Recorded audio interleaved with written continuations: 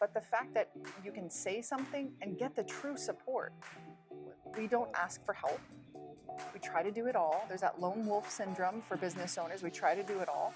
Or for the really successful women that I coach, they feel like they're the backbone for everybody else, and they can't say that they maybe need support or they need help.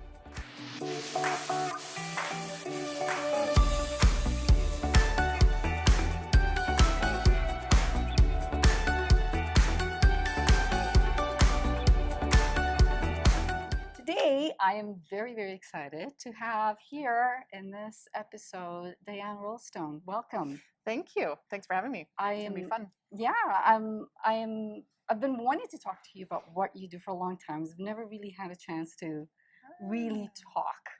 Okay. But I've seen what you've been doing and what you're up to, and I'd like to find out more and like you to share with our audience what it is what you do, because I think it's not only interesting, but I think it's inspiring as well. Thank you. You're very welcome. So can you start by telling us exactly what you do? Thank you. It's funny because I can never really give one clear sentence. And the reason for that is there's so many things I do, so many modalities I come from, and I can adapt kind of like a chameleon to whoever I serve and what they need. But mainly I work with high-performing women, women in leadership roles. So that could be leader of their own company. It could be leader as an executive. And what I do is I help them to really get clear about what it is that they want, how they're going to get there. And a lot of times that's when the confidence kind of wanes a little bit. So build their confidence and then help them to get into action. Because what I want for them is to get to where they want to be in a faster amount of time. That you're a life coach, but you work primarily with women in business. Yes. Okay, so now you're a dynamic woman. Yes. And your company name is Dynamic You. No, Dynamic Women. Dynamic Women in Action. So actually I have two businesses. Okay, tell us. See, I'm all confused. Yes, and I'm glad you're asking. Dynamic You is your book. Dynamic You is my book. That's your book. That's right. Yes. That's right. So yes. So I have Diane Rolston, which is my main company. Okay. And it was about 4 years ago that I decided that Dynamic Women in Action needed to come out. It was a passion project. But after a few years of being in it, I was like, okay, this is actually a business that I need to treat like a business with a business plan. And so the reason why they are two separate businesses is because there's different objectives with each one. Okay. However, there's a lot of crossover because I lead each of them. So one is kind of the coaching, the programs, the book, the international speaking, and the other side is the Dynamic Women in Action community, which currently I facilitate. Okay, can you tell us more about that? About your community? Dynamic Women? Yes. Yeah? Okay. Yes. So do you want to hear the history of it? I'd like to hear version? all of it. Yes. Okay. Yes. So when my daughter was 1, I have 2 children now, but when my daughter was 1, I went, I was out networking for the whole first year. I basically started my business full time while on mat leave. So that kind of, I went into both at the same time, which is a good thing to do. However, not always recommended, but that's another story. And I thought, there's nothing out there that is offering women a place to come together. Women like to be in tribes. Women like to be in circle and conversation, and they like to build relationships. But what I kept finding is I would go to places and they would say, it'd be like, hi, my name is, and here's my card, and buy from me. And then the next week I'd go back and they'd say, hi, my name is so-and-so, and here's my card, and buy from me. And I'd go like, hello, we met last week. And I was noticing also in the women that I was coaching, they're like, how do you get friends when you're, over 30, or when you're not with your mom friends? How do you make friends without seeming like you want to sell to them when you want to go for coffee? And so there was a whole bunch of things that were coming into play, as well as the third thing was I had a lot of people say to me, I'm running my own business, maybe network marketing, or even as a coach, there's stigma to a lot of these titles. And I wanted to provide a place where people were free of judgment, where who you are mattered more than what you do. And so as a coach, I facilitate these women. There's no guest speaker, there's no meal, there's nothing to distract us. We are the stars. And what I do is the coaching and action activities get the women to talk to each other. And when you are actually working through stuff, not just listening, but working through, you get that personal development, you get that professional development. And when you're in that connection with somebody else, as you probably know in working with people, you like them more, you trust them more, and you know them more. And what's that expression when you know, like, and trust somebody? You want to do business or life together. So there's the option for either one. And so I'm facilitating currently in 4 different cities: Squamish, North Van, Vancouver, and Tri-Cities. Wow. And I facilitate all of them. The theme is the same throughout the month. So this month actually is how to sell well. In the past, we've done one on confidence, right down your alley, right? And other topics around maybe social media, but also maybe around designing relationships. We go kind of all the way through all the areas of life. And what the women find is some come just to get their cup filled. Some come because they're looking for a tribe because they work independently, or the people around them just don't get them. Or they're looking for business and business support. So we do a lot of masterminding. So some people have said coming has tripled their income. Wow. And other people say, like, finally, I feel like I belong somewhere. And so we really give a lot of different options. But the key thing is that personal professional development facilitated by an expert. What intrigues me, this is wonderful what you're doing. Thank you. Providing something that wasn't there. And what I find inspiring is that you saw that there was a need for it and you actually did something about it, which is not what a lot of people do. Most people say, oh, it'd be nice to have this or it'd be nice to have that, but they don't actually take that initiative to start something. Yeah. Right. So from a startup point of view, how easy was it, or were there challenges? Like, what's been your biggest? Because every business has a challenge, so I'm sure you've come across some challenges. So, what's been the biggest challenge in whether it's in the Dynamic Women in Action or your the coaching side? What's been your biggest business challenge, and what's been the turning point for it? Do you mind sharing that? No, I there's just not one big one. There's just been a whole bunch of little ones. But if I can maybe highlight one, is that I change very quickly. And so just as I seem to get clarity around, okay, this is what it's going to be, and this is what the next step is going to be for the business, it's like, oh, I've already evolved past that. And so that's part of being an entrepreneur, is you get the freedom to keep evolving. But it's like, I need to create change based on how I would evolve 6 months to a year from now. So there's that quote from Gretzky around, I don't pass to people where they are, I pass to where they're going to be. And so for me, it's been creating my business based on where I'm going to be, not where I am. That is such a good point, because it's like, I hear this too, like, where act as if you're already there. It's like, plan as if you're already there, like, do things as if you're there. So that is part of probably of your success on how you're growing so fast, because you got all these chapters with your, do you call them chapters? What do you call them, your groups? Locations. Currently they're locations. And I'm looking to expand them even more. That was going to be my next question. Yes, Are there going to be more? Yeah, well, there were 8. And I pulled it back. And I don't see that as lack of success. It was actually kind of a strategic thing. I was coming into having my second child, and I was leading 8 of these a month, facilitating each of them. And so you can imagine that took about 1 week of my month. And having a second child, I really wanted to honor where I was. And what I do in my life is I design my life and I fit my business into it.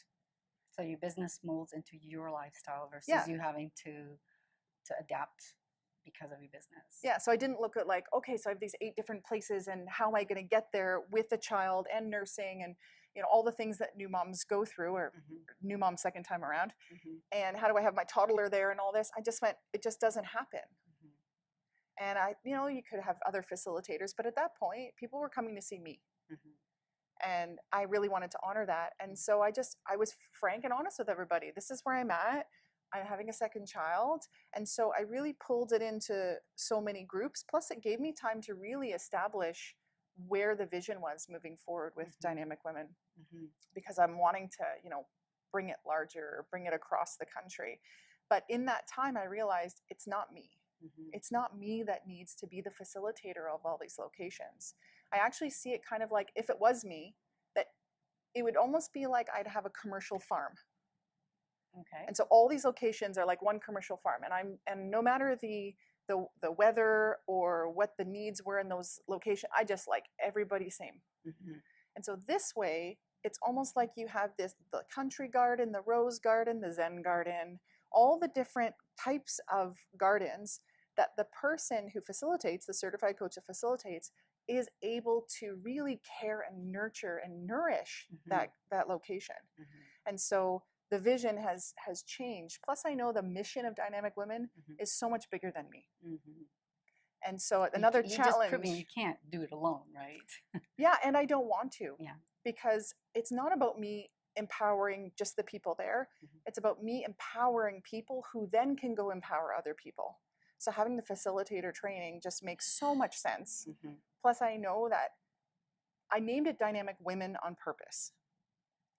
A confident woman can come under that, and a shyer woman can come under that. A woman that listens and a woman that talks. A woman that's, outgoing and bubbly and the life of the party, plus someone who's a little bit more analytical. And so it covers everybody. And what I was noticing was a lot of groups were about a certain title of woman. And so yours is more embracing of all types of women. And I apologize because I interrupted you. No, go and you for were it. saying and another challenge, and I was carrying on with another comment. So you were going to share another challenge. Yeah. Did you forget it now? I did. Oh, that's okay. That's okay. Yeah. I think. Oh, I remember now. Okay, cool. Sometimes even when you love doing something, when your purpose and when you really look at your purpose and your mission, it's not always you that gets to do it. I love facilitating. I love being there with the women. But I know that in order for me to bring this idea of we're not our titles, we're just incredible, not just, we are incredible women with our experience and everything we've done. That we can't be put in boxes because that just has us judge ourselves and compare ourselves to others. I want more of these spaces. And for that mission of more of these spaces where women can come together and learn together and grow together and support each other, in order for that to happen, it can't be me. And so for a long time, I fought that because I was like, no, but I love it and I love leading and I just want to, and it happens with everybody. I love creating my own social media content. I love doing my own videos. I love doing this. And it's I think it's all of us entrepreneurs have this control freakness about we want to do it all. We think that no one else can do it better than we can, right? Well, Because actually, I have no problem with that. Mhm. I have no problem with letting stuff go. But when it's stuff I really like, that's when it's not a controlling thing. It's just I enjoy it.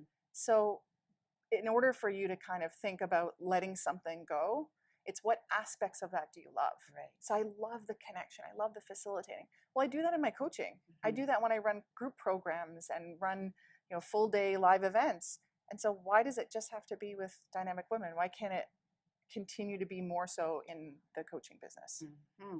So with the groups that you have been facilitating and all these women that come from different backgrounds, different personalities, different length of time of being in business and experience, what would you say is the number one challenge that they all have in common?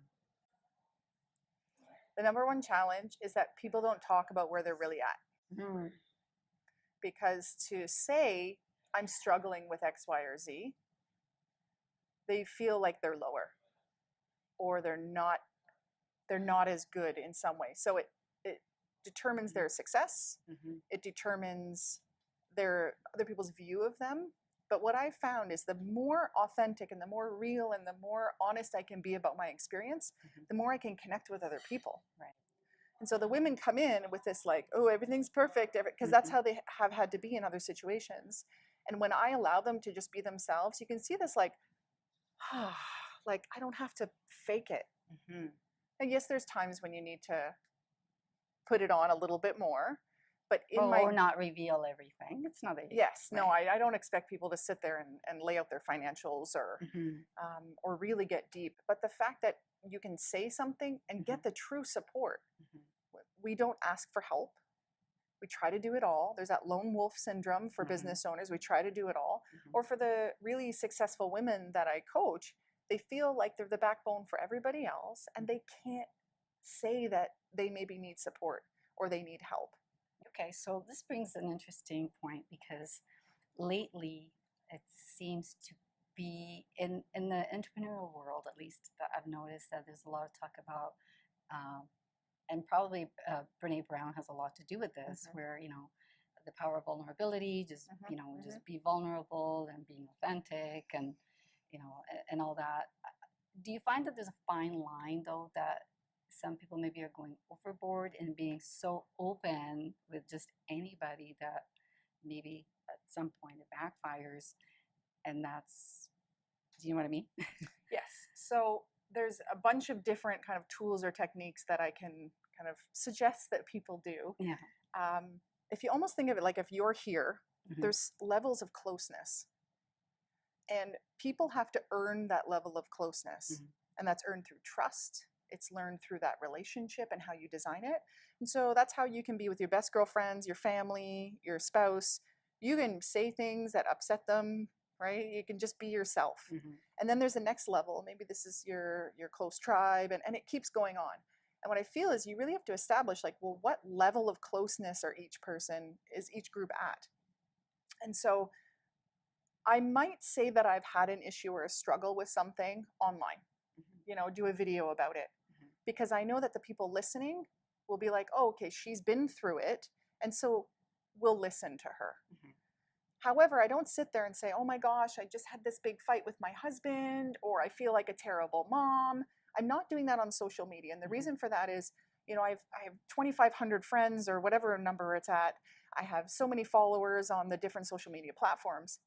I don't know their intentions. They haven't earned that level of closeness. So, you know, people say, oh, Facebook is a curated, or any of the social media platforms are curated. Well, they should be slightly curated. I'm not going to show my dirty underwear on my floor. Thank you. However, I also don't fake what I do. So if I'm at an event, I'm really at an event. If I'm meeting somebody and I put a picture of us, I actually talk to them. I didn't just say, hey, can I have a picture, and then run away. So you still have to be authentic and legitimate. So one thing is determine the level of closeness, not fake your social media, because people will figure it out. Not put too much vulnerability out there.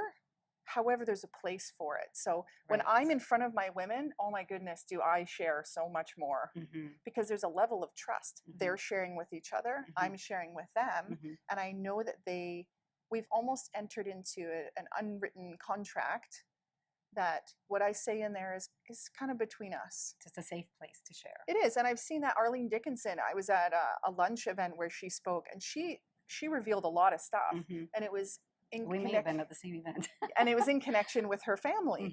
And I'm not going to say what she said, but she even said afterwards, you know, and I'm sharing this with you, not so that it can be on Twitter later today. I'm sharing with you because you need to know this. And I was like, yes, that's true. And when I'm with my clients, and when I'm teaching, and when I'm sharing or training or coaching, whatever it is, I will be more vulnerable. But you have to know that level. Plus, you have to design relationships with people. I do a lot of designing with my clients.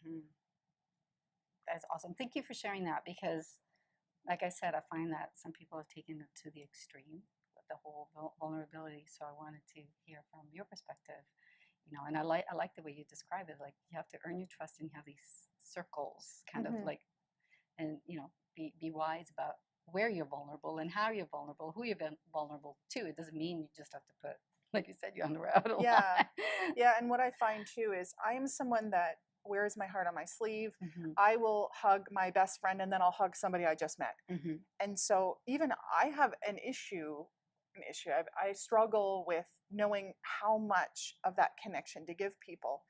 And what I've seen is that if you go straight into that, and you're running a business, that you've just placed them into a close, maybe friendship with you, rather than colleague, friend, and a client. As much as I don't like titles, you do have to know where you stand in the relationship.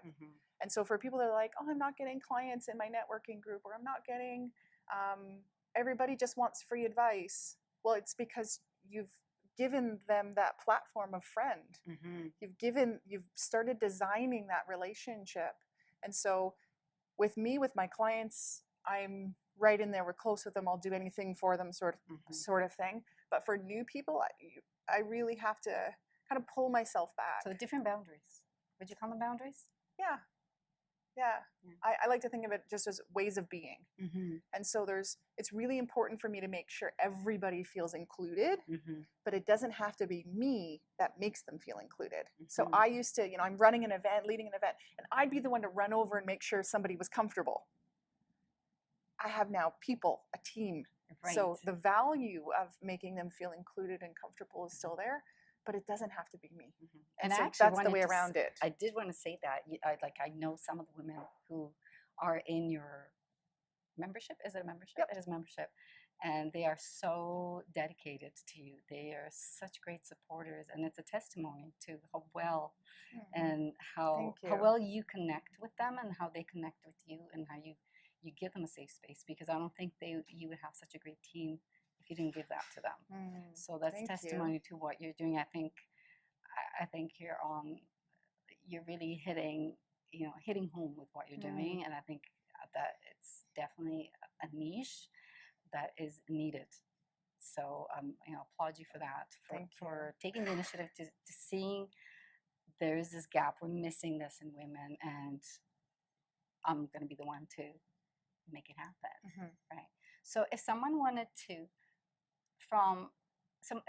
start something where they see there's a need, not necessarily what you're doing, but if they see a need, and they're kind of toying with the idea of it, they just don't know where to start, what would you advise them to do? Like, do you have any words of wisdom for somebody who says, this is so desperate, we need something like this? There's two ways you can do it, and they both have advantages and disadvantages. Okay. So my style is just to jump in and do it. Okay. And figure it out later. So actually it was 2 a.m. So go and then ready. With Dynamic Women, it was 2 a.m. and I was on Meetup and I started the group. Done. Went back to sleep. And then... Which is a great way, because you jumped. You did it. I did. And now you can't, this is not really turning back. I mean, you could turn back. But, and it was like the day I realized I wanted to be a coach. Yeah. I asked my coach where she trained. I called up the school. It was on a Tuesday. And they said, yeah, we start on Friday. And I was like, oh, well, I have a job, and when's your next one? And she said, oh, in 6 months. And I was like, okay, enroll me for Friday. And then I had to figure out how I wasn't going to work that day. And so a lot of the way I do it is saying yes first and figure it out later. The thing you have to know, if that's your style, is how do you handle risk? I don't get stressed very easily. I'm just like, oh, I'll figure it out. So if that's your style, that's one way to go. However, the downfall of that is you can get so far in without a plan. So my Dynamic Women started as a passion project. My business started with a business plan. So then I had to, after 3 years, go back and go, okay, so now I need a business plan for Dynamic Women. But maybe I wouldn't have done it if I needed a business plan. Maybe the passion wouldn't have been allowed to grow. Who knows? It kind of grew organically first. Oh my, I was just all over it. And then the universe just kept, or God, whoever you want to say, just kept providing me opportunities to grow and grow and grow. And the business plan wasn't there as a business. So if you have a high tolerance for risk, just go for it and figure it out, but have a general idea of where you're going. And on the flip side, if you don't have a high tolerance for risk, or there needs to be a lot that goes into it, then do your research and have a proper business plan, but make sure you have a life plan as well. That's key. Excellent advice. So in your groups, what is the age range of the women? What would you find is the age range that attends? We have some members in their mid-20s to late 20s, and we have some members that are 60s. So we have a wide, but mainly I'd say we're like 35 to 50 in there. So between the younger ones in the 20s and the older ones, so skipping the core, right? Would you say they also have the same issue as the being afraid of holding back on really stating where they're at, or do you see a difference between the generations? It's hard to just put people in boxes in that way. In those, based on your experience, based on what you've noticed, have you noticed if it doesn't seem to matter what age group they're in. They're all kind of afraid to state where they're at, or or do you find out an older group is more resistant to really showing where they're at because they feel maybe they should be more They advanced should to be where more they're established. But then it also comes wisdom. at? I'm not afraid to say I need help with something. Mhm. I'm not afraid to say that something's not working Mhm. because I've taken the emotion out of it. It's like, okay, business-wise, let's sort this out. I need to make a business decision, not an emotional decision. And so sometimes the older members, they have the wisdom of that, where the younger ones maybe don't yet. They haven't had the experience. But I find there's both. The older ones think that maybe they need to have it. This is like, I'm established and I know my stuff. Right. But the new ones are trying to match what everyone else is doing. So they come in like, oh, I know my stuff. Sometimes though, if they're really not established in their business, they'll say it like, oh, I'm just new. But the cool thing is very quickly people understand that they don't have to put on a face.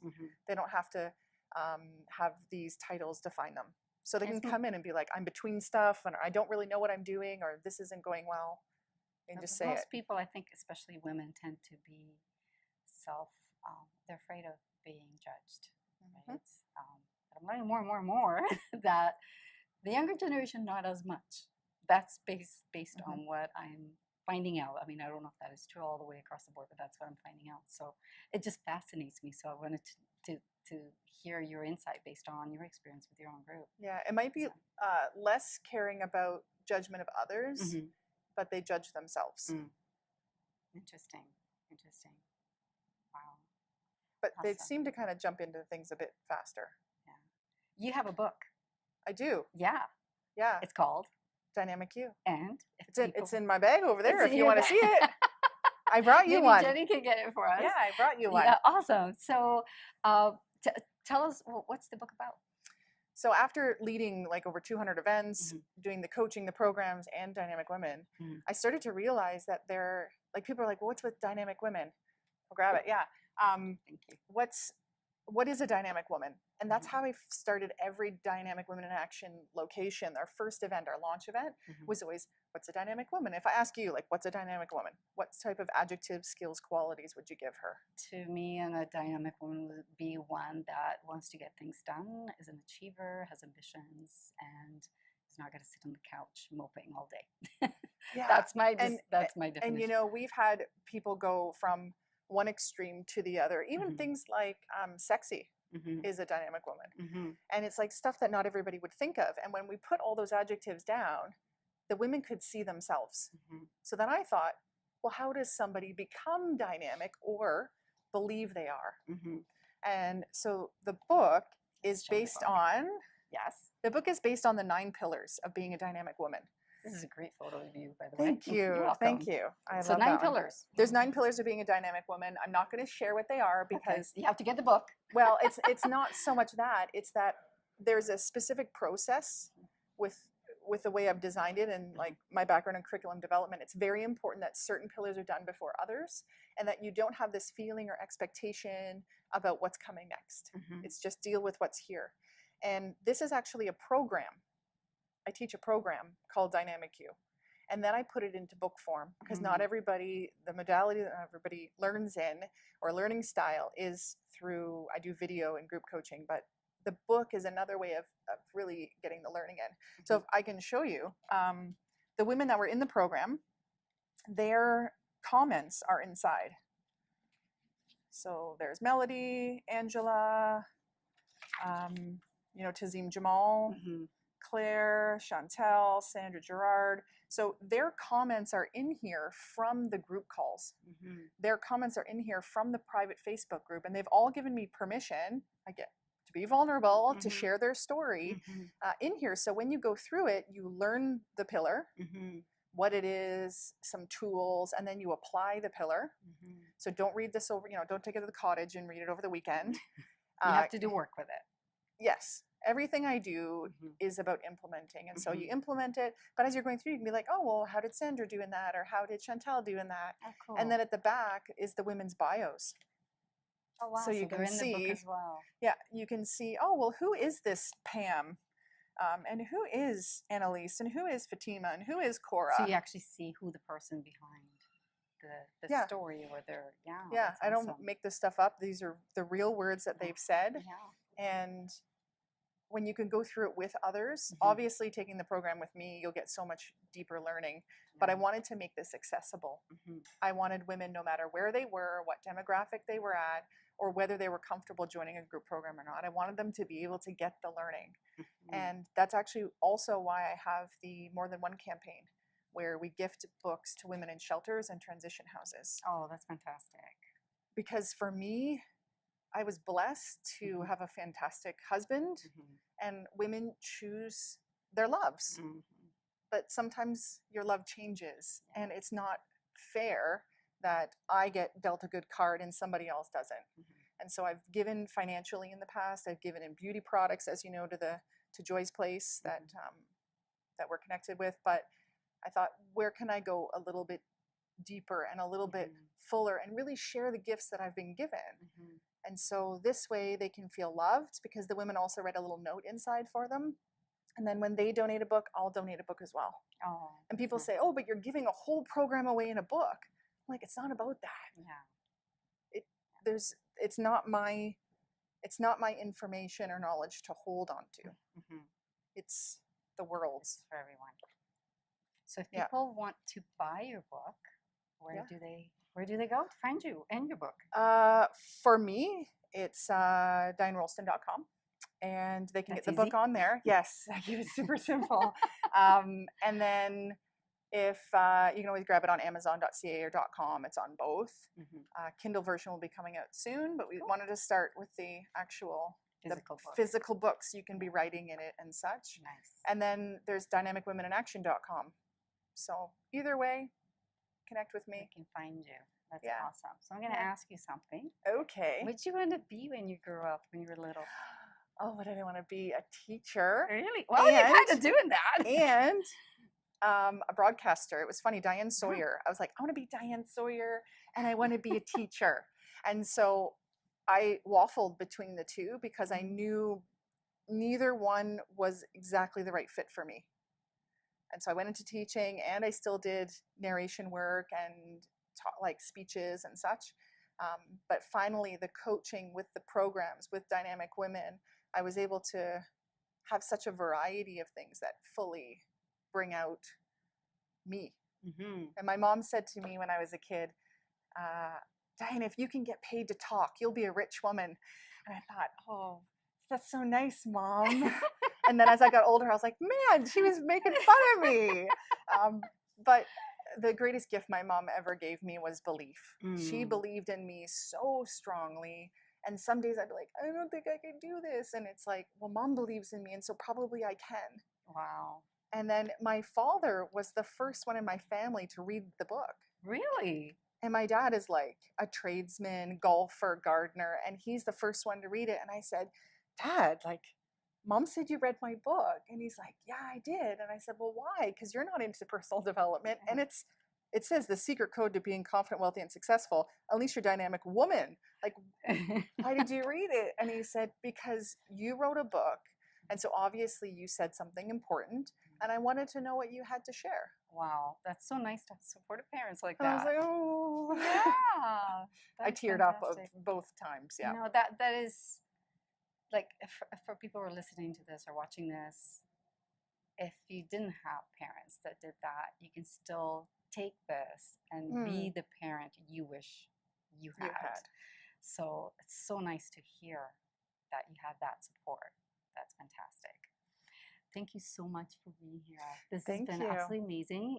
You're like full of insights when it comes to women and, you know, helping them get into that next step and through whatever the challenge is. And like I said before, like, I really applaud you for what you're doing with your group. It grew out of a passion project. Yeah. Now it's a business. And I really wish to see this go worldwide, honestly, for you. I don't know if that is what your vision is, but I really hope it goes worldwide, because I do see the good it's doing from an outsider, just so that you know. Thank you. Yeah. So for our audience, check out DianeRolston.com. Yeah. And if get the book. And if they want to just start the relationship in a smaller way, I do have a book on there called Key to Success, which is downloadable.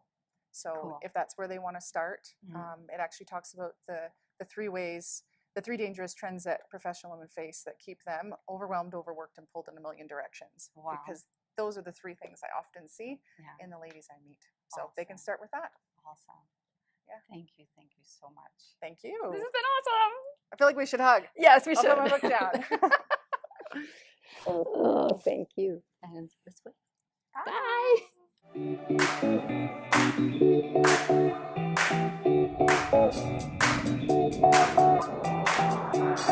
Bye.